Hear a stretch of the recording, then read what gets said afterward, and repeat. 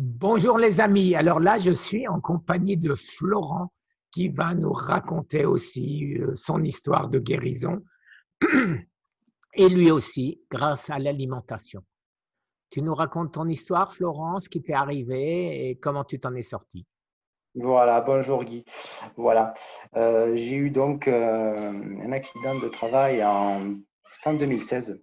Un accident de travail, je travaille en travaux de voirie, donc il y a du poids dans mon travail, on soulève beaucoup de poids, on a des mauvaises postures et voilà. Donc malheureusement, j'ai fini par me blesser et j'ai eu un accident donc au niveau du dos, des lombaires, L5-S1, donc le lombaire au niveau L5, le nerf S1, bon, sur les IRM, c'est L5, c'est un bombement discal, S1 est l'inflammation du nerf. Et au début, j'ai eu droit aux piqûres de Valium. Je n'ai pas marché pendant plus d'une semaine, c'était pratiquement presque 2 semaines. Des cachets, codéine, tramadol et des noms que j'en passe, avec des effets secondaires sur la digestion. En fait, c'était impossible. Et puis, ça masque la douleur. Donc, ça masque la douleur. Quand ça masque la douleur, on croit que ça y est, que c'est passé, et on essaye de rebouger, mais on empire la situation. Donc, j'ai arrêté les antidouleurs, et puis j'ai essayé de savoir ce qui se passait. Pourquoi j'avais mal comme ça. Et j'ai fait des recherches sur les nerfs parce que j'avais un bombement discal. Je savais que ça me tapait au niveau que le bombement, que ça me touchait le nerf. Et j'avais une sciatique, puis une cruralgie. Alors la sciatique, c'est derrière, c'est un pincement sur la fesse qui peut descendre jusqu'au talon. Et la cruralgie, c'est devant le corps, à bascule, parce qu'un coup c'était devant, un coup ça partait un petit peu derrière. J'ai fait des recherches et j'ai trouvé que le gluten en fait se fixait sur la gaine de myéline, rongeait un peu cette gaine en quelque sorte. Alors quand on n'a pas de problème, ça peut durer quelques années avant d'avoir des problèmes, hein. Mais quand le nerf est un peu lésé et le nerf est à vif, le gluten se met dessus et c'est comme une colle. Et la transmission du nerf, l'influx nerveux ne se fait plus. L'influx nerveux ne se fait plus avec le gluten. Et en le supprimant, on va dire qu'au bout de quelques jours, j'avais plus trop mal. Et puis une semaine après, ça allait bien. Et 3 semaines après, j'avais enlevé 80% de mes douleurs. 80% de mes douleurs. Et puis par la suite, bon, c'était encore plus. Je suis presque à 100% pratiquement. Bon, il y a du gluten un peu partout. Bon, j'essaie de le supprimer. Bon, Alors qu'est-ce que voilà. tu as supprimé exactement dans ton alimentation?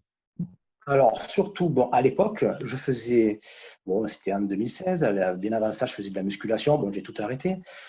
Ce ne serait pas problématique de continuer, d'en refaire, mais c'est plus d'actualité pour moi.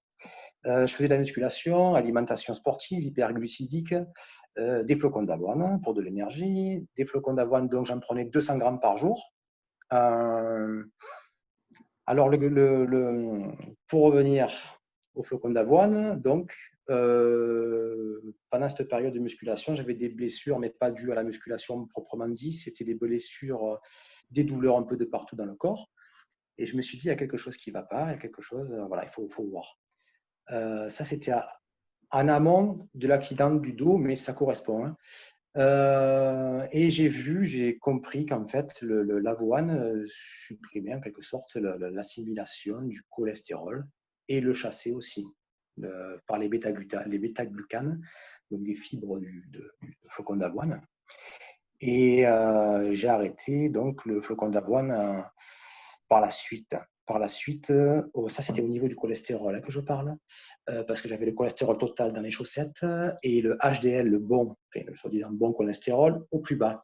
Donc voilà, mes blessures ont disparu après avoir supprimé le flocon d'avoine. Par la suite, évidemment, je me suis blessé le dos, ça c'est au travail. Le flocon d'avoine, j'avais déjà bien diminué, j'avais déjà bien diminué, mais j'ai dû arrêter tout ce qui était gluten. Le Alors pain, non. voilà, cite-moi ce que tu as enlevé de ton alimentation à part le pain. Continue, Alors, si tu veux bien. le pain, les pâtes à tarte, parce qu'il y en a partout, les pâtes à tarte. Bon, souvent, on fait des quiches, on fait même des genres de calzones. Bon. J'avais moi-même une machine à pain, je faisais le pain, donc tout ça, c'est terminé. Et bon, le gluten, il est un peu partout aussi, même des gâteaux. Bon, à l'époque, je ne faisais pas encore de régime cétogène, donc il y avait des galettes. Les Donc galettes, aujourd'hui, tu es en régime cétogène aujourd'hui? Je fais du régime. Alors, j'essaye de faire du low carb, high fat. Bon, le low carb, high fat, c'est pas forcément du cétogène, hein, tu le sais. Hein. Le Bien sûr. cétogène, c'est la version la plus stricte du low fight, low carb, pardon. Mais j'aime bien le cétogène, j'aime bien cette transition, j'aime bien me sentir. C'est un peu là. Il y a une transition que tu connais, pardon, que tu connais bien, mais j'appelle ça moi la force tranquille parce qu'il y a une espèce c'est différent. L'énergie du sucre est différente, l'énergie en cétogène c'est différent. Et j'aime Donc, tu bien. as supprimé les glucides, les hydrates de Voilà. carbone. Alors, j'ai supprimé, bon là quand je suis en cétogène pur, je supprime tous les glucides. J'aime bien faire un cétogène strict. Je dois être peut-être entre 5, 8, allez, 10 grammes maximum, 10 grammes, mais j'appelle ça quand même, bon, on est plutôt vers du cétogène strict. Il y a quoi? Il y a du dextrose, du sucre dans le jambon. Ça, on est obligé malheureusement. Hein. Bon, des fois, j'en trouve hein, sans Ouais. dextrose, sans conservateur, sans nitrite, sans nitrate aussi, parce que ça aussi, c'est un poison. Hein. Les nitrates de potassium, nitrates de sodium, ils sont partout d'ailleurs, hein, les conservateurs.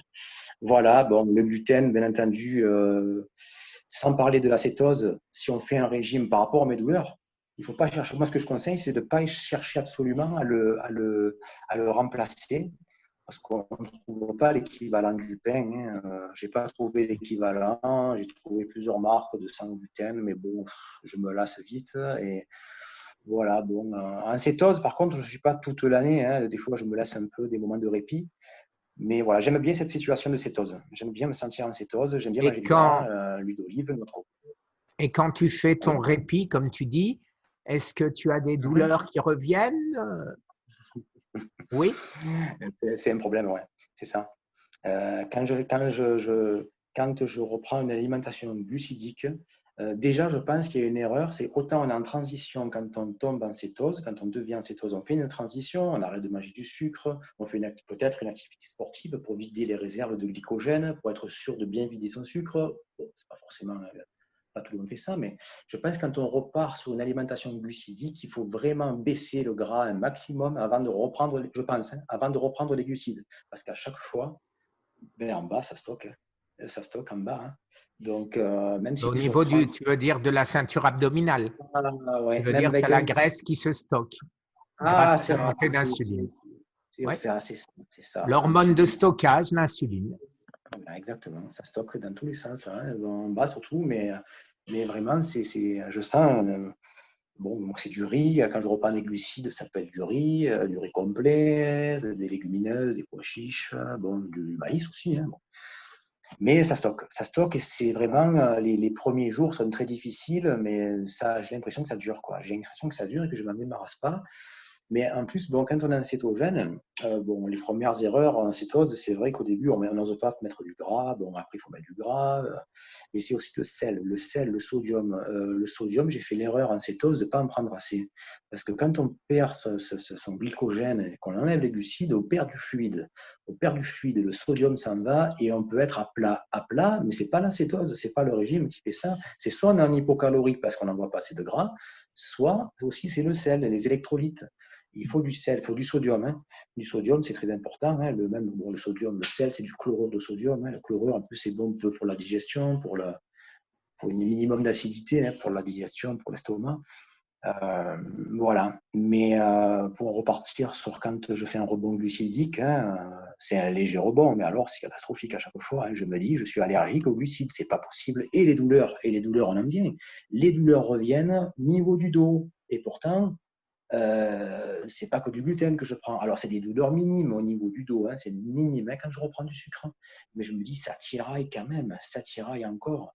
J'ai l'impression, quand on a quelque chose qui est lésé dans le corps, ça se reconstruit, mais c'est comme, je sais pas, hein, si on prend un Fragilisé. exemple. C'est Ouais, fragilisé. ouais. Je pense qu'on n'a pas de retour en arrière. Mais de toute façon, le retour en arrière, des fois, on veut ce retour en arrière de remanger comme avant. Mais peut-être qu'au final, on faisait très, très mal avant. Et c'est peut-être pas une bonne chose de recommencer mal au final. Certainement pas. Et c'est ça le problème. Alors, le sel, moi, personnellement, je prends du sel de Guérande ou du sel de mer. Exact. Guérande, Oui. c'est ça? Ouais, je prends Oui, le oui. même. Je prends ça, voilà. Il y a, Voilà. c'est ça. Le sel Super. rose, c'est Très très bien. bon. Très bon en goût. Hein. Très bon en goût. Et voilà, écoute, là, c'était un peu pour parler de ces douleurs. Bon, il y a eu une transition de ce que je t'expliquais entre le taux de cholestérol qui était trop bas. J'avais des douleurs à la base, c'était à l'entraînement. Ensuite, j'ai eu des blessures. Mais la blessure que j'ai eue au travail, moi, je pense que c'est une fragilité depuis des années à consommer du gluten en pagaille.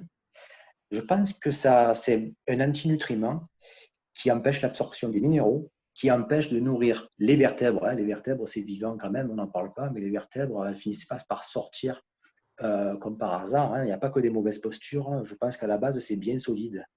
Et on a du gluten partout. Il y a du gluten encore plus qu'à l'époque. Je crois qu'il y a 3 fois plus de gluten qu'avant, hein, parce qu'on a les gâteaux moelleux maintenant pour manger plus vite.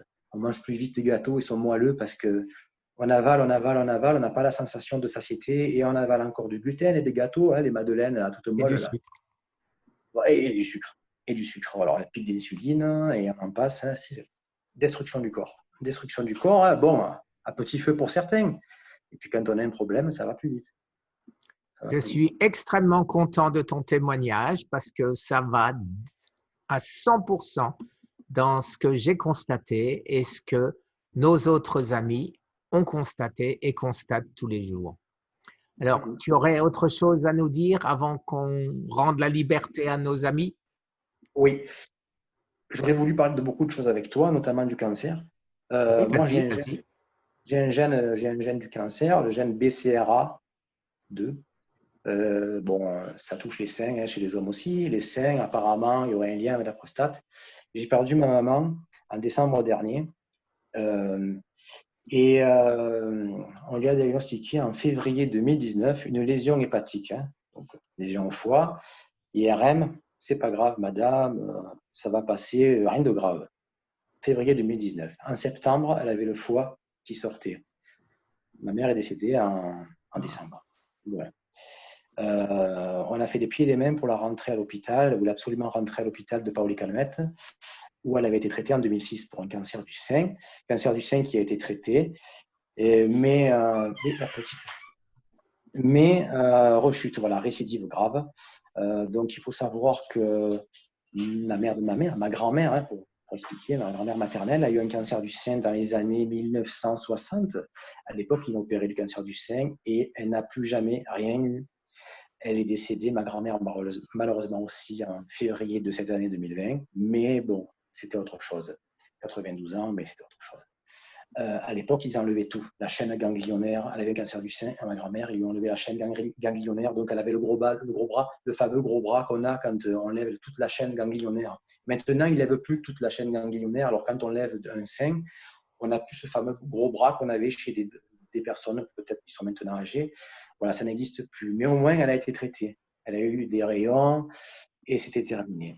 Là, maintenant, j'ai retrouvé la vidéo sur YouTube de l'oncologue de ma mère, le docteur Sabatier, hein, Renaud Sabatier, qui disait sur YouTube, en gros, je résume, qu'on ne peut plus vraiment véritablement dire qu'on guérit un patient du cancer. Il disait, je ne peux pas dire à un patient du cancer, vous êtes guéri.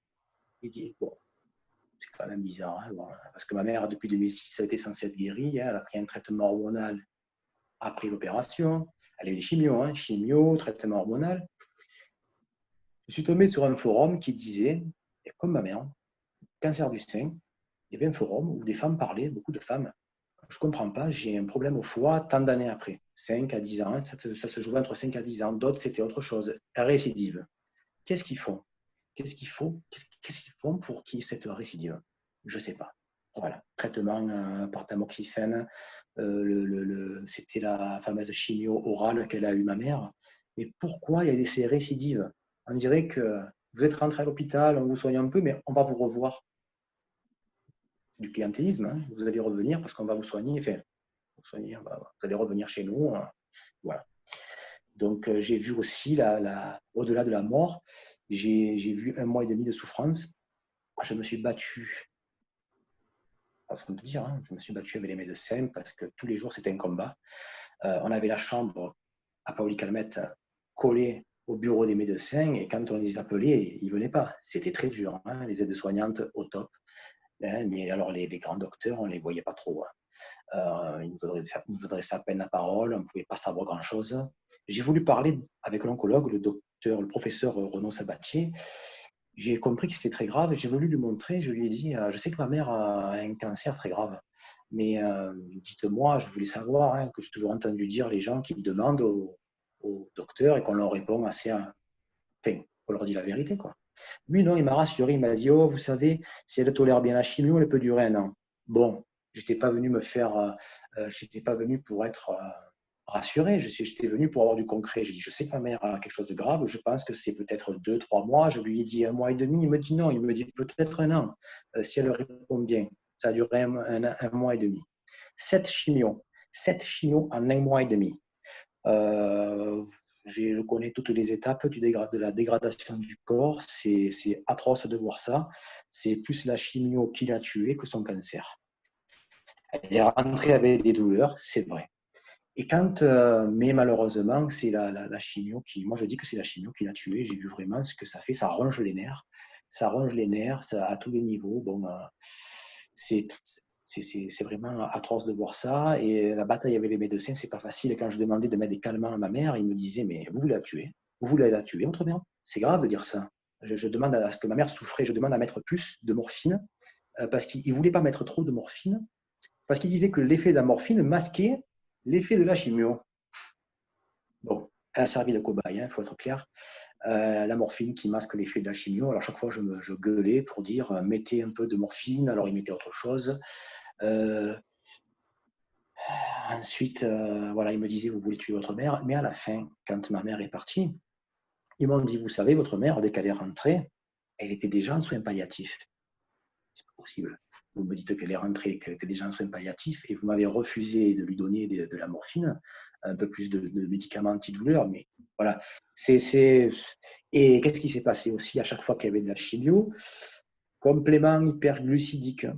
On envoie les sucres, on envoie les sucres. D'ailleurs, c'est ce qui t'est arrivé, je crois, que par rapport à ton diabète, quand tu es rentré, qu'ils t'ont donné du sucre et que tu as vite compris qu'il y avait un problème, que tu avais affaire à des incompétents, je pense. Parce que tu as eu un petit peu la même chose, je crois, dans une vidéo, tu expliquais que tu avais...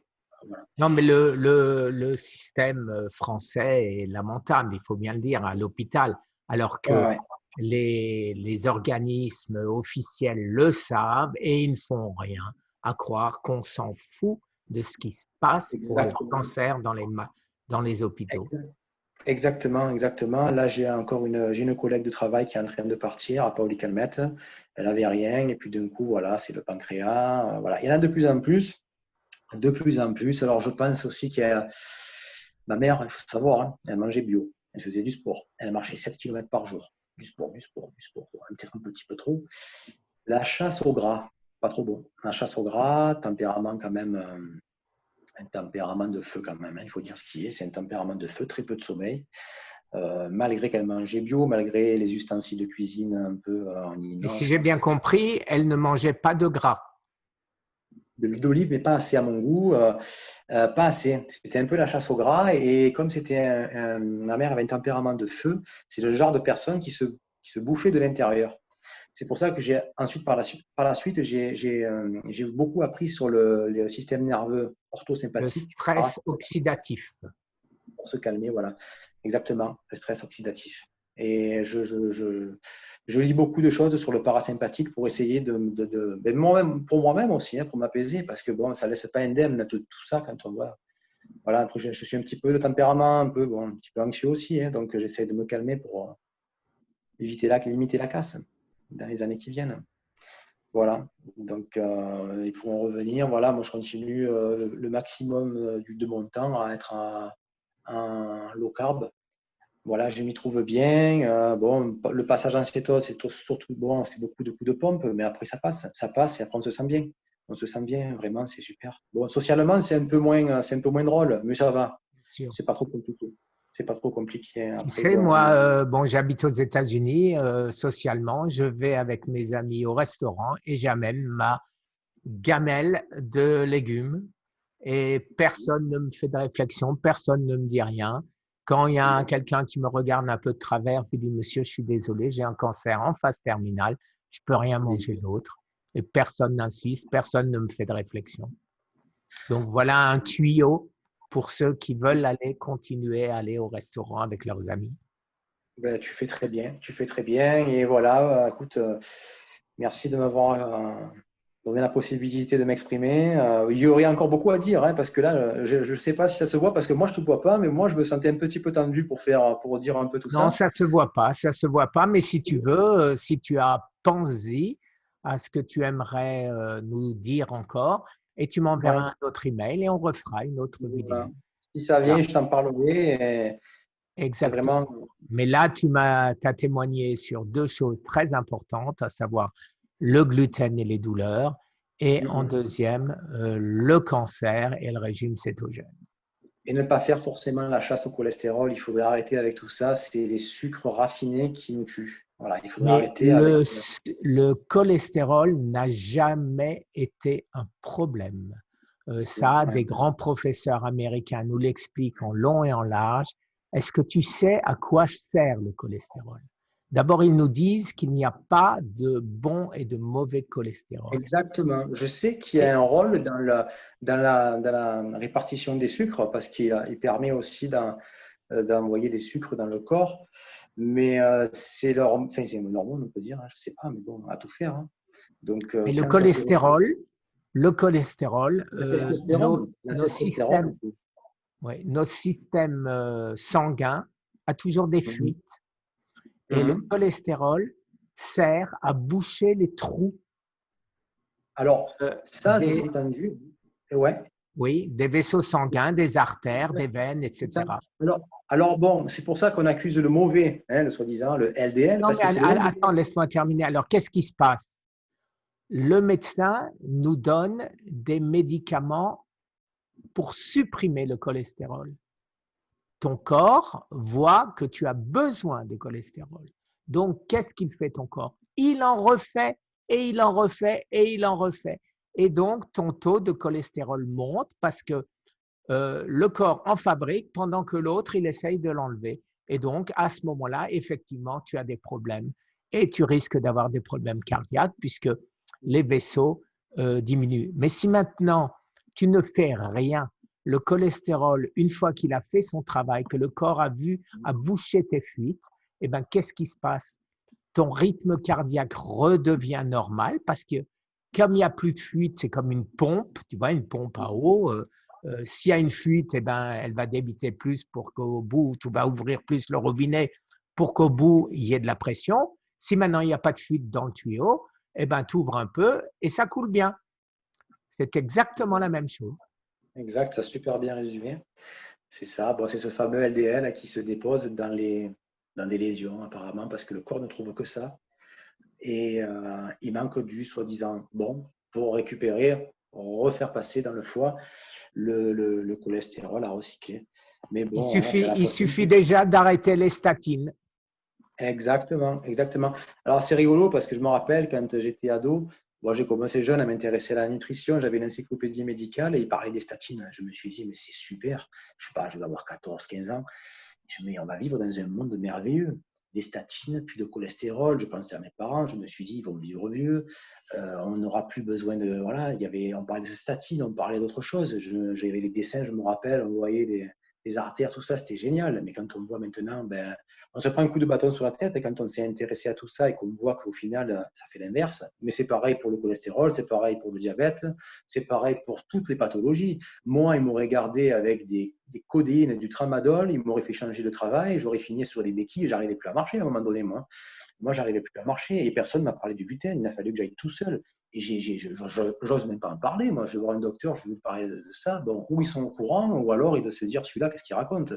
Même à des proches, j'ose à peine en parler. Bon, ceux qui sont un peu ouverts d'esprit, j'en parle. Mais comment toi, tu t'es guéri et sans traitement pour la douleur, on ne t'a pas opéré, on t'a pas, parce qu'on ne t'a pas fait de piqûre et tu n'as plus rien. Ben oui, hein. Et en ce qui me concerne, si tu me suis, tu le sais, j'ai supprimé mon diabète, j'ai supprimé mon cholestérol, j'ai supprimé mon hypertension et mon cancer. Et je ne Mais tu as parle tout. là que des choses les plus importantes. Donc, quand on me dit après que l'alimentation, que le jeûne, c'est de la foutaise, Je rigole. Et je sais que tu as supprimé autre chose. Il y avait des tremblements, il y avait autre Les chose. tremblements, Oui. Parkinson, C'est du cool. psoriasis. Ah, Et, justement. Eh bien, j'en ai, mais j'ai réussi à le contrôler, à le faire partir. J'en avais au genou, j'en avais sur les coudes. Alors, les coudes, ça a été très facile, mais comme au genou, j'ai mis de la cortisone. Ah bon, je ne savais pas à l'époque, hein. et voilà, J'ai mis de la cortisone. cortisone. Et quand on met Alors, la qu'est-ce qu'elle fait, cortisone, la cortisone? Alors, je vais te dire. vas-y, vas-y. D'abord, la cortisone renvoie le psoriasis. Le corps veut éjecter ce qu'il y a de mauvais. Quand tu mets de la Mhm. cortisone, qu'est-ce qui se passe? Euh, la cortisone fait rentrer à l'intérieur ce que le corps a voulu sortir. Et donc, un mois après, ça revient. Et si tu arrêtes et si tu laisses sortir, et ben après, ça ne revient plus. Ah ouais, c'est ça. Alors, c'est ça. Et la cortisone, en plus, fait que ça revient encore plus fort. Ça revient plus fort quand on arrête la cortisone et c'est encore plus dur aux endroits où on a mis la cortisone de se guérir. J'y suis parvenu. J'ai des moments où, je ne sais pas si c'est en cas de stress, j'avais des croûtes un petit peu blanches qui revenaient, qui réapparaissaient vite fait. Mais là, ça fait un moment. Alors, je ne sais pas. Bon, j'ai pris du magnésium, j'avais du citrate. Là, je suis passé à autre chose. C'est du pidolate et de magnésium. Bon, je prends toujours, en ce moment, c'est juste un multivitamine et du magnésium, hein. J'arrête un peu le gros de ce que je peux prendre. Et c'est vrai que j'ai réussi à contrôler. Bon, et ce qui fait du bien, par contre, c'est le gras. Le gras pour le psoriasis, bon, moi, ça m'a été aussi une grande aide. Une grande aide et pas que pour la douleur, pour le psoriasis aussi. Et Psoriasis. pendant des années, on s'est battu contre le gras. Je Alors sais. que c'est tout faux. C'était contre le sucre qu'il fallait se battre. Exactement. Mais bon, ils savent ça depuis longtemps, hein. Ils savent ça Ah depuis oui, longtemps. ah oui. Et je pense qu'à force de… Les gens, ils s'informent. J'ai l'impression qu'au plus les gens sont informés, au plus ils se disent, on va un peu trouver autre chose pour les affaiblir. Alors, bon, là, je vais partir sur autre chose. Je ne vais pas parler du Covid et de tout ça, mais bon, je ne sais pas. Bon, on ne peut pas dire que ce soit trop rose, hein. Alors là, je t'arrête. Je ne suis pas conspirationniste. Je dis toujours, la connerie, il y en a partout. Et moi, je vois beaucoup plus la connerie, l'indifférence, le je m'en foutisme qu'une volonté délibérée de faire du tort. Peut-être. Voilà. Oui. Merci beaucoup, Florian. Je t'en prie. Et à la prochaine fois, si tu Volontiers. m'écris, comme on a dit. Volontiers. Merci Merci à les toi. amis. Merci les amis. J'espère que vous avez été intéressés par tout ce que Florian vient de nous raconter. Pour moi, ça m'a extrêmement intéressé et conforté, surtout conforté dans tout ce que je découvre et tout ce que j'essaye de vous faire partager, les amis. Au revoir, une très bonne journée. Au revoir, Florian. Au revoir, Guy.